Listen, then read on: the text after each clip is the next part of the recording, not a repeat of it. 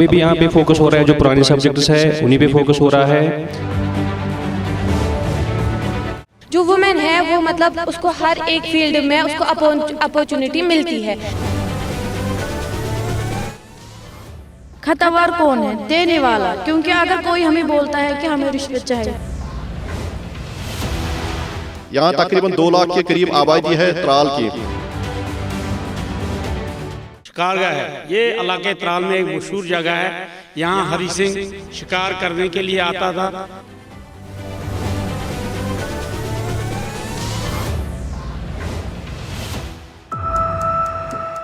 कब ठहरेगा दर्दे दिल, कब रात बसर होगी।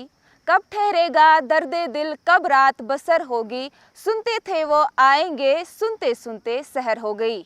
आदाब नाजरीन, खैर मकदम है आपका हमारे प्रोग्राम रूबरू में, और मैं प्रोग्राम की होस्ट सुरखाब जहरा। जैसे कि नाजरीन आप सब जानते हैं कि पिछला एपिसोड हमें वक्त की नज़ाकत को देखते हुए रोकना पड़ा था।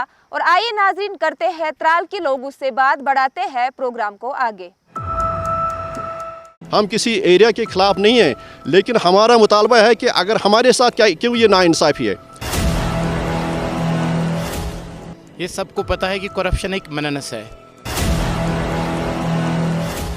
कोई वालिद अपने बच्चे से नहीं पूछता है, कोई माँ अपनी बेटी से नहीं पूछती है कि क्या हो रहा है इधर। सबसे बड़ी जिम्मेदारी है इसमें वालिदैन की है। आज दुनिया में जराइम का बाज़ार गर्म है और रिश्वत का बाज़ार गर्म है।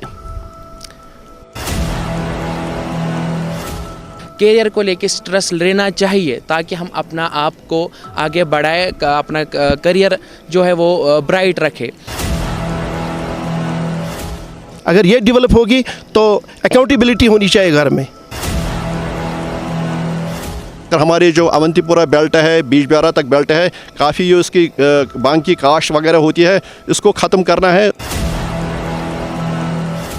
हम सबको चाहे कि हम मिलकर इसका सद्भाव करें।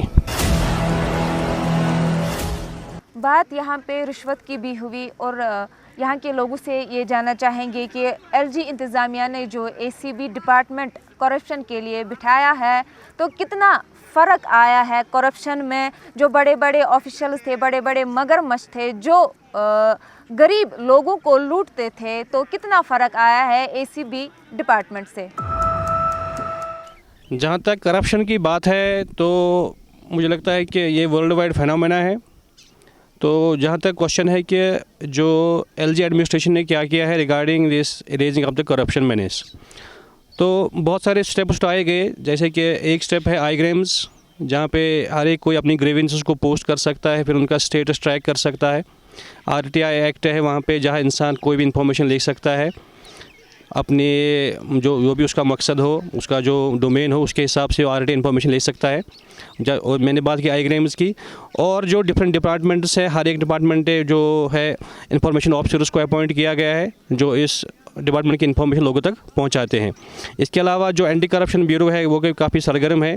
आए दिन हम देखते आ रहे हैं कि जो न्यूज़ आ रही है कि फ़लाँ जगह रेड किया गया, फ़लाँ जगह ये किया गया, तो किसी को पकड़ा गया, रंगे हाथों पकड़ा गया। और कल एक वहाँ पे मैसेज आई थी, जो MHA है, मिनिस्ट्री ऑफ होम अफेयर्स, उन्होंने एक डेटा दिया था कि 35 ऑफिसर्स को हमने रिश्वत की बिना पे हमने उनको नौकरी से निकाला है। और कल भी एक ऑफिसर थी, लेडी ऑफिसर, उसको करप्शन की चार्ज पे नौकरी से निकाला गया। तो काफ़ी सारे स्टेप्स है जो सरकार ने उठाए हैं regarding this raising the corruption menace को हटाने के लिए। उन्होंने जो फरमाया काफ़ी सही फरमाया कि करप्शन के मतलब जितने भी इकदाम उठाए गए हैं वो अच्छे हैं, लेकिन ये करप्शन 100% ख़त्म नहीं होता है। हालांकि एक सिस्टम जो उन्होंने इंट्रोड्यूस किया है, जो ऑनलाइन सिस्टम, हर किसी का जो ट्रांजैक्शंस वगैरह होती हैं वो सारी ऑनलाइन होती हैं, उससे भी इसमें काफ़ी दशका लगा है इसको करप्शन को। लेकिन असल में जब तक लोग खुद आगे ना आएंगे कि हम रिश्वत नहीं देंगे, इसी तरह जो रिश्वत लेने वाला होगा वो भी रिश्वत नहीं लेगा, तो तब तक ये ख़त्म नहीं होगा। ये सोसाइटी में ये चीज़ें चलती रहेंगी, हालांकि कुछ दबी चीज़ें रहेंगी, लेकिन पूरी तरह पर्दे के पीछे कुछ ना कुछ होता रहेगा। लेकिन इसमें ज़रूरत इस बात की है कि हर एक को जो काउंसलिंग की जाए, हिदायत की जाए और वो तरीके रखे जाएँ ताकि दोबारा दोबारा कोई ये जुर्रत ना करे कि जिस तरह से अब टर्मिनेशन भी होती है, नौकरी से निकाला जाता है रिश्वत लेने पर, या रिश्वत थोड़ा या सस्पेंड भी किया जाता है, या उनके वो पैसा भी रिकवर किया जाता है। तो बड़ी अच्छी बात है, उससे जो समाज जो है इसमें काफ़ी सुधार आएगा और जो आगे तरक्की भी करेगा। अगर हम करप्शन की बात करें तो 100%, इसने भी अभी बोला 100% ख़त्म नहीं हुआ है। ये सबसे ज़्यादा इसमें खतरनाक कौन है? देने वाला। क्योंकि अगर कोई हमें बोलता है कि हमें रिश्वत चाहिए, देने वाले को, जो इसको दे रहा है रिश्वत, उसको आवाज़ उठानी चाहिए कि हमें ये बोल रहा है रिश्वत हो। लेकिन आजकल में क्या होता है, अगर कोई आवाज़ उठाया तो उसकी आवाज़ दब होती जाती है। अगर कोई बोलता है कि हमें रिश्वत लिया जाता है यहाँ पे, तो उसको क्या करते हैं, उसको करप्ट करते हैं और वो बेचारा फिर कुछ नहीं बोल पाता है। ये क्या होता है कि क्योंकि वो हाई लेवल पे होता है, ये बेचारा लो लेवल पे होता है, क्या होता है कि उनको फिर उनकी आवाज़ बाहर ही नहीं आती है। हम चाहते हैं कि गवर्नमेंट को ही कुछ करना चाहिए, कि उनको देखना चाहिए कि कौन मतलब किस एंगल से लेता है, रिश्वत लेता है, तो वो ख़त्म होना चाहिए और कुछ नहीं। ये सबको पता है कि करप्शन एक मेनानस है। देने वाला और लेने वाला दोनों अल्लाह के सामने गुनाहगार हैं और उनको इसका हिसाब देना है। But the thing is that कि एसीबी ने जो अपना काम किया वो अच्छी तरह से कर रहे हैं, लेकिन जो बिग फिशेस हैं, जब इनको कहीं पे ट्रैप किया जाता है, फिर इसका अल्टीमेट में बैक स्टोरी पे क्या होता है वो किसी को पता ही नहीं चलता है, जिसकी वजह से ये होता है कि करप्शन को जितना कर्ब करना था उतना ही ज़्यादा स्प्रेड हो रहा है। बल्कि इसके बरअक्स में, अपोजिट में अगर कंट्रा उसको देखेंगे कि अगर कोई मामूली जिसकी कोई एक्सेस नहीं होती है, कोई पहुंच नहीं होती है, जब उसकी पकड़ होती है तो उसको पूरी तरह से उसका हिसाब देना पड़ता है।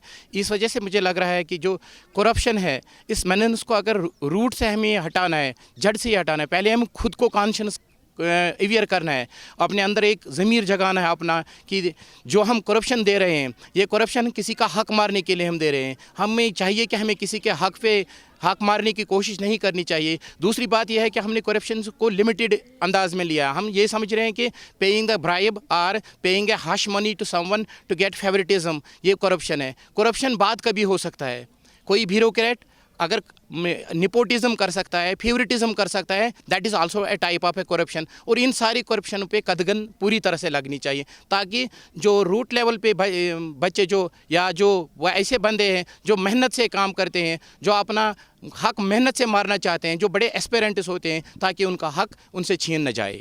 Thank you. बात करप्शन की हुई, एजुकेशन की हुई, ड्रग्स की हुई। अब बात ज़रा करते हैं वादी कश्मीर की।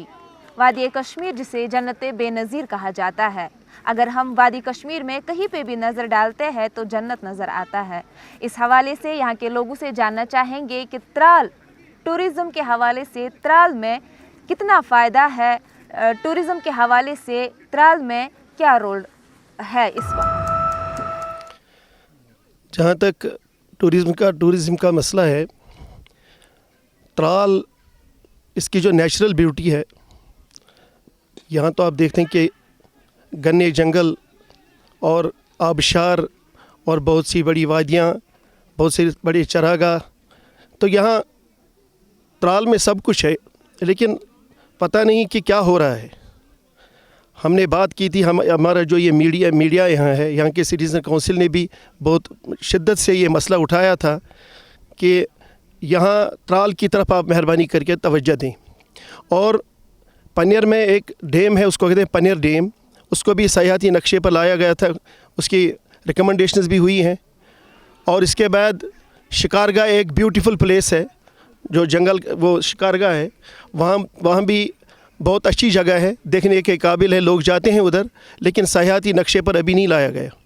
और आरीपल एक जगह है यहाँ इसी त्राल में, बेहतरीन आबशार, बेहतरीन चश्मा और बेहतरीन जगह, और जहाँ आज भी लोग जाते हैं, बच्चे वहाँ जाते हैं, टीचर्स जाते हैं वहाँ, बाहर से भी लोग आते हैं वहाँ देखने के लिए, लेकिन उसको डेवलप नहीं किया गया।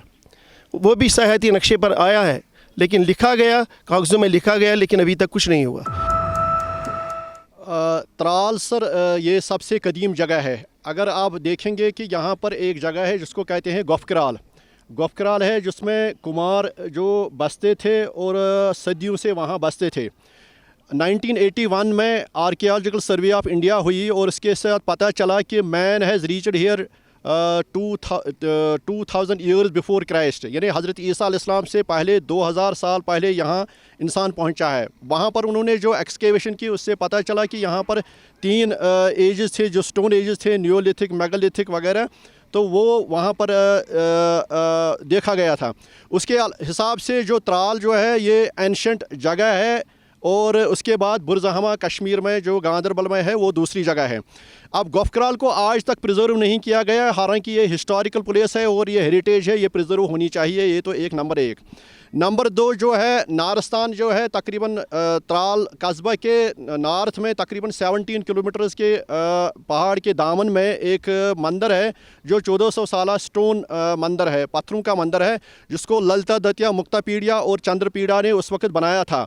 और जो वाल्टर लॉरेंस है, जिसकी वैली ऑफ कश्मीर किताब है, उसके बैक पेज में भी इसका फ़ोटोग्राफ आया है, जो नारस्तान टेम्पल है, जो एंशंट मॉन्यूमेंट वहाँ पर है।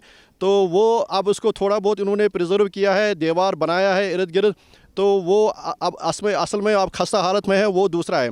उसके अलावा ऊपर अगर हम जाएंगे, वहाँ पर नागबेरन है, और नागबेरन अपरदाशी गांव को कहते हैं। वो उसमें आगे डगवन है और वास्कार है, पहलपुर है, और लवरदाशी गांव जो है उसके साथ मिलता है, जिसको हम कहते हैं हारवन। ये त्राल वाहिद जगह है जहाँ पर 7 झीलें हैं, यानी मारसर है, तारसर है, बचमुने सर है, लक्ष्मणे सर है, वाडुर है और मुनवर सर है। ये सारी झीलें जो है त्राल के इर्द गिर्द हैं।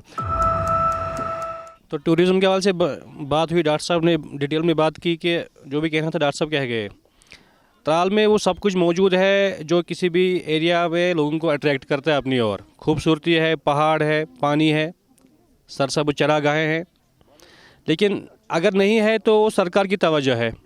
यहाँ पे जैसे डॉक्टर साहब ने कहा कि एक टूरिज्म डेवलपमेंट अथॉरिटी होनी चाहिए, लेकिन ऐसा नहीं है। कई जितने भी ऑफिसर्स आए, मुझे भी पता है कि हम भी किसी टाइम पे एक NGO चलाते थे। हम कई बार वहाँ पे जितने भी वहाँ पे थे ऑफिसर्स थे टूरिज्म डिपार्टमेंट के, चाहे डायरेक्टर साहब थे या डिप्टी कमिश्नर साहब थे, तो कई बार हमने उनसे बात की, उनको ये कन्वीनियंस कराया कि आप आइए त्राल में सर्वे कराइए, आप देखिए कि त्राल में कितनी जगहें ऐसी हैं जो पहलगाम से भी ज़्यादा खूबसूरत है, गुलमर्ग से खूबसूरत है। लेकिन अनफॉर्चुनेटली ऐसा कभी हुआ ही नहीं। बस रिसेंटली शायद लास्ट ईयर उन्होंने 3 जगहों को डिक्लेयर किया कि टूरिस्ट डेस्टिनेशन, लेकिन बस वहाँ पे बोर्ड लगाए गए हैं, बाकी कोई भी वहाँ पे काम नहीं है। तो सरकार को चाहिए था कि एक बार जो यहाँ के लोकल्स है उनकी वो डिमांड जो है कि इसको भी टूरिज़्म के नक्शे पे लाया जाए, ताकि यहाँ की जो इकोनॉमिक कंडीशन है वो इम्प्रूव हो सके। जो यहाँ के बेरोज़गार नौजवान है उनको रोज़गार मिलेगा, और जो त्राल है वो इकोनॉमिकली बूस्ट हो जाएगा। Thank you. इसके बाद नारस्तान त्राल एक बहुत अच्छी जगह है। वहाँ भी अगर आप जाएं वहाँ, और वहाँ आप देखिए कि कितनी ब्यूटीफुल प्लेस है वो। वहाँ भी वो ट्राउट फिश, वो नाला है, उसमें ट्राउट फिश बहुत, मुझे नहीं लगता है कि पूरी कश्मीर में ऐसा ट्राउट होगा किसी जगह, लेकिन उसको भी सयाहती नक्शे पर नहीं लाया गया। और इसके अलावा भी यहाँ एक दूसरा एक प्लान लिया गया था कि त्राल को एक कनेक्टिविटी थी पहलगाम तक, और पहलगाम यहाँ से जो बटनूर एरिया है वो तो पार्लियामेंट भी उन्होंने उठाया कि बटनूर से एक रोड जाता है, वहाँ एक छोटी सी वो पहाड़ी है, और वहाँ जिगजैग में एक सड़क तो चलती है, लेकिन आगे बिल्कुल बस पहाड़ी के दामन में आगे पहलगाम। तो ये हमने कहा था कि त्राल के लोगों की एक ख्वाहिश थी कि अगर यहाँ से ये रोड बनाया जाए और एक कनेक्टिविटी होगी पहलगाम और त्राल को, और यहाँ बिल्कुल आसान होगा लोगों को। श्रीनगर से, सेंट्रल कश्मीर से लोग आराम से जा सकते हैं उधर, और कोई परेशानी नहीं होगी। और यहाँ आप देखें कि यहाँ के जो नाले हैं, यहाँ के जो आबशार हैं, वो भी देखने के काबिल हैं, लेकिन but no attention has been given to this our request. Already it is on the agenda of the government, but nothing has been done till date. लेकिन सर मैं डाडसर से ताल्लुक़ रखता हूँ। वहाँ भी एक health centre, primary health centre कायम हुआ। सर वहाँ पे का प्राइमरी हेल्थ सेंटर जो अब इसकी स्ट्रेटजी चेंज हो गई, उसका नाम पड़ा हुआ था comprehensive primary health centre. Comprehensive word का पूरी तरह से हम झांक लेंगे, देख लेंगे तो लग रहा है कि infrastructure as well as manpower वहाँ पे होना चाहिए। जबकि वहाँ पे देखते हैं बिल्डिंग बनाने से या कोई मशीन इंस्टॉल करने से तो कोई हेल्थ सेंटर ऐसा नहीं बन सकता है जिससे कोई किसी पेशेंट को पूरी तरह से ट्रीटमेंट मिल जाएगा। सर वहाँ पे भी बहुत सारे ऐसे प्रॉब्लम्स हैं जो सफ़र हो रहे हैं पेशेंट्स वहाँ पे, फिर उनको लॉन्च किया जाता है त्राल में वो पूरी तरह से मैनेज नहीं हो रहे हैं, जैसे कि डेफिशिएंसीज वहाँ पे भी हैं, उस वजह से फिर उनको श्रीनगर जाना पड़ता है जिससे बहुत दिक्कतें और मुश्किलात का सामना करना पड़ता है। इसलिए गुजारिश यही है हुकाम बाला से गुजारिश यही है कि जो भी हेल्थ सेंटर यहाँ पे हैं उनको पूरी तरह से इंफ्रास्ट्रक्चर उनका अपग्रेड किया जाए, एज वेल एज जो मैन पावर वहाँ पे ज़रूरत है चाहे वो टेक्नीशियन है, पैरामेडिकल है, मेडिकल स्टाफ जो ज़रूरत वहाँ पे है वो पूरी तरह से अपग्रेड होना चाहिए। मैं लालपुरा कहल में रहती हूँ। जैसे सर ने अभी बोला है कि बोर्ड लगाने से ये नहीं होता कि यहाँ पे हॉस्पिटल है, वहाँ पे डॉक्टर्स भी होने चाहिए। मैं परसों ही गई हॉस्पिटल में, मैं बीमार थी, वहाँ पे बोला यहाँ पे फैसिलिटीज़ नहीं है, आप जाओ त्राल। अगर बिल्डिंग्स बनाते हैं ये मतलब इतनी बिल्डिंग्स जैसे सर ने बोला अभी बटागुंड में भी ऐसी बहुत बड़ी इमारतें हैं कि त्राल में भी वो इतना बड़ा नहीं है हॉस्पिटल जितना हमारे गांव में भी है लालपुरा कहलील में, ना वहाँ पे एम्बुलेंस है ना कुछ फैसिलिटीज़ हैं। मैं यही गुजारिश करना चाहती हूँ कि अगर आप बोर्ड लगाते यहाँ पे हॉस्पिटल है, बोर्ड लगाने से ये मत होता है कि यहाँ पे हॉस्पिटल है, वहाँ पे फैसिलिटीज़ भी होनी चाहिए, लेकिन वहाँ पे कोई फैसिलिटीज़ नहीं है। 2-3 स्टाफ्स हैं वहाँ पे, ना कुछ वहाँ पे इंतज़ाम है। मतलब अगर जो हमें नीड होती है, ज़रूरत होती है वहाँ पे, लेकिन वो बोलते हैं वहाँ पे आप जाओ त्राल से बोलते हैं सीधे जाओ श्रीनगर। अगर हॉस्पिटल बनाते हैं तो फैसिलिटीज़ भी होनी चाहिए। इनको देखना चाहिए कि हमें कौन सी ज़रूरत हॉस्पिटल में रखनी चाहिए जो इंसान को ज़रूरत होती है, नीड होती है, लेकिन वहाँ पर फैसिलिटीज़ नहीं। मैं यही गुजारिश करना चाहती हूँ वहाँ पर एम्बुलेंस दीजिए और 2-4 डॉक्टर्स जो अच्छे होंगे, जो देखें कि इनको क्या प्रॉब्लम है क्या नहीं है। यही कहना चाहती हूँ कि आप देखें लालपुरा कहलील त्राल में as per Indian public health standards. और अगर हम देखेंगे कि आबादी के लिहाज से जो डिस्ट्रिक्ट पुलवामा में है, जो त्राल है जो दूसरे नंबर पर है, यहाँ तकरीबन 2 लाख के करीब आबादी है त्राल की, और स्कैटर्ड आबादी है और श्रीनगर से तकरीबन 40 किलोमीटर दूर है। अगर यहाँ पर देखेंगे कंपेरेटिव में देखेंगे कि डिस्ट्रिक्ट पुलवामा में और पापर में और त्राल में, पुलवामा में अगर देखेंगे तो वहाँ पर उनके पास तकरीबन 10-12 प्राइमरी हेल्थ सेंटर्स हैं और उसके अलावा डिस्ट्रिक्ट हॉस्पिटल भी है, और रिसेंटली राजौरी में भी सब डिस्ट्रिक्ट हॉस्पिटल, राजपुरा में भी सब डिस्ट्रिक्ट हॉस्पिटल दिया गया है। अगर हम पापुर देखेंगे तो पापुर में भी तकरीबन हमारे से अलावा तकरीबन 7-8 प्राइमरी हेल्थ सेंटर हैं। हमारे त्राल में सिर्फ 3 प्राइमरी हेल्थ सेंटर हैं, एक है आरिपल में, एक है कहलील में, एक है डाड़सरा में। अगर हम ओरिजिनल पोस्ट्स देखेंगे, सैंक्शन पोस्ट्स कितने हैं, अगर हम पुलवामा के देखेंगे 414 पोस्ट्स बनते हैं, अगर पापुर के देखेंगे तो 251 पोस्ट्स बनते हैं, अगर हम त्राल के देखेंगे तो 132 पोस्ट्स देखते हैं। तो हमारे पास तकरीबन 7 से 8 प्राइमरी हेल्थ सेंटर कम है। जो 7 से 8 प्राइमरी हेल्थ सेंटर वो पिछले 25 साल में इन 2 इलाकों को दिए गए, लेकिन त्राल को नहीं दिए गए, जिसकी वजह से जो त्राल के लोग हैं वो काफ़ी बुरी तरह सफ़र कर रहे हैं, क्योंकि डॉक्टरों की कमी है, स्टाफ की कमी है, हेल्थ सेंटर की कमी है, और हमारी आबादी जो है वो स्कैटर्ड पॉपुलेशन है, तो उस वजह से सफ़र ज़्यादा होते हैं। बात अगर किसी कौम को हराने की करनी हो या किसी कौम को गिराने की करनी हो तो सबसे पहले उस कौम की जो नौजवान नस्ल होती है उसे तबाह किया जाता है।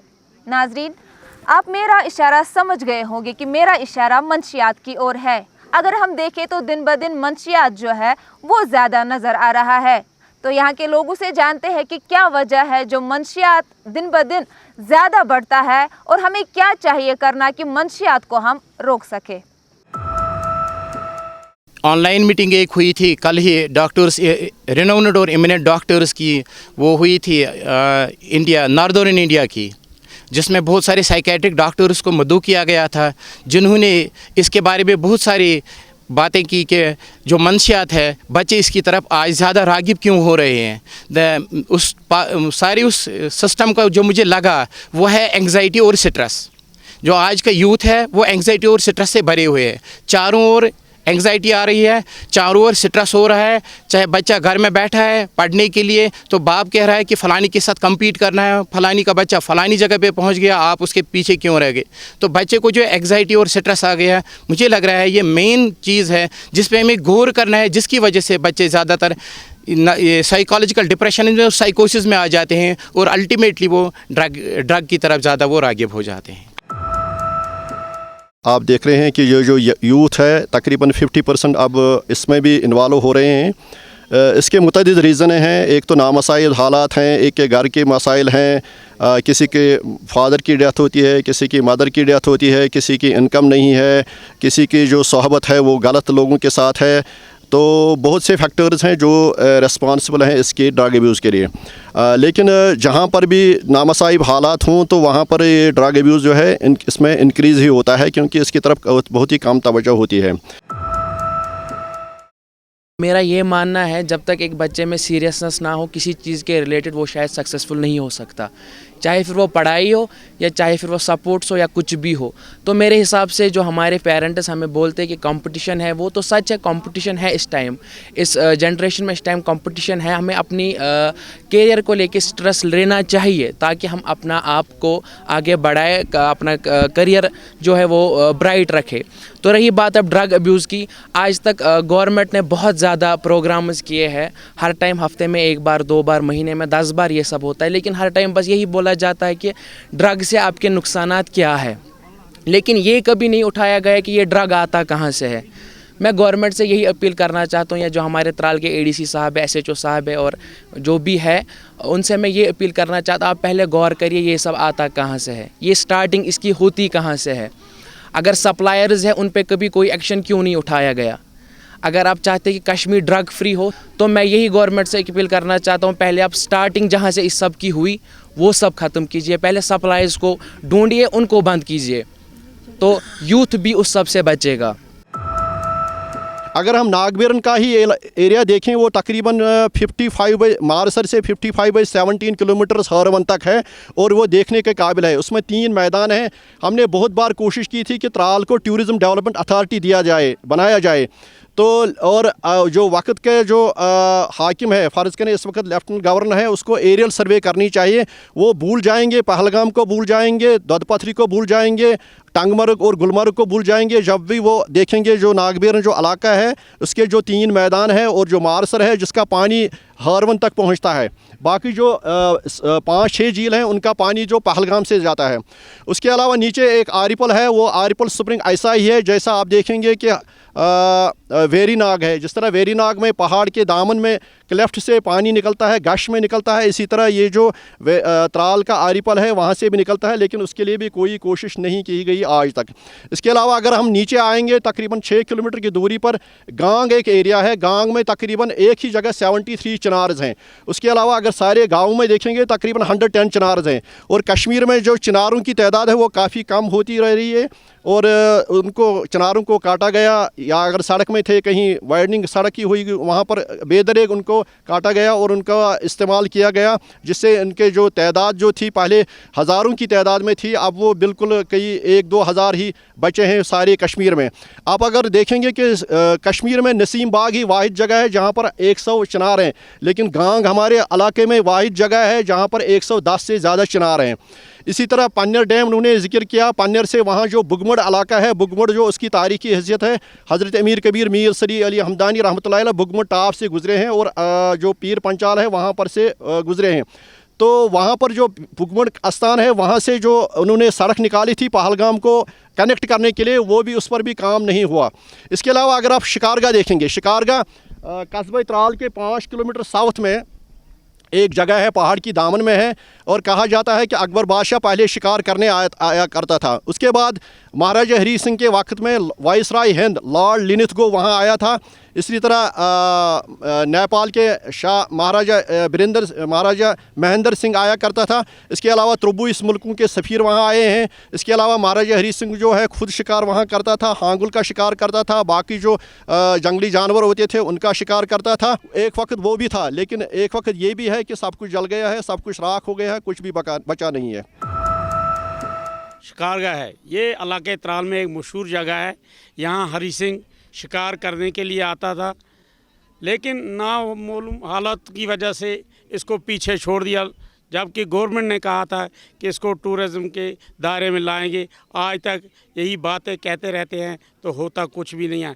परसों भी हमने देखा कि वहाँ 3 हिरन जो हैं वो उस क्लोजर में आ गए हैं। तो लोगों को अगर चाहिए वो देखें, इसको ऊपर थोड़ा बढ़ाएं। बाकी शुक्रिया। कश्मीर खूबसूरत जगह है, इसमें कोई शक नहीं है, लेकिन अवंतीपोरा तक टूरिज्म डेवलपमेंट अथॉरिटी है, लेकिन जहाँ से त्राल स्टार्ट होते हैं, त्राल में कोई टूरिज्म प्ले मतलब बहुत सारे टूरिज्म प्लेस हैं, लेकिन कहीं पे भी नहीं बनाया गया है। ये जैसे सर ने अभी बोला, शिकार गए, आरीपल है, वेर ये नागबैरन है, तारसर मारसर वगैरह। और त्राल में एक छोटी सी जगह है जो इस साइड में है, दोदमर्ग गंटल, वहाँ पे वो भी एक खूबसूरत जगह है, बहुत ही अच्छी जगह है वहाँ पे। अगर वहाँ पे टूरिज़्म प्लेस बन जाता तो वहाँ के जो बेरोज़गार हैं, वो बहुत ही गरीब इलाका है, वो वहाँ के जो बेरोज़गार हैं उनको रोज़गार मिल जाता। यही गुजारिश है कि उनको देखना चाहिए कि अगर अवंतीपोरा तक टूरिज़्म प्लेसेस बनाए दिए गए हैं, लेकिन त्राल में इतनी खूबसूरत जगह है, बहुत सारी खूबसूरत जगह, लेकिन कहीं पे भी टूरिज़्म प्लेस नहीं बना दिया गया है। अगर बना दिया जाएगा तो ज़रा देखिए, गौर कीजिए, त्राल में भी बहुत सारी ऐसी जगह है। बस यही गुजारिश है कि इनको देखें, यहाँ पे भी टूरिज़्म डेवलपमेंट अथॉरिटी। नाजरीन, वक्त की नज़ाकत को देखते हुए हमें प्रोग्राम को यहीं पे रोकना पड़ा। और अगर आप चाहते हैं कि आपके इलाके के मसलों मसाइल भी आला हुकाम तक पहुँचे तो स्क्रीन पे दिए गए सोशल मीडिया अकाउंट्स पे राबिता कायम करें। तब तक के लिए मुझे और मेरी पूरी रूबरू टीम को दीजिए इजाज़त। अल्लाह हाफिज़।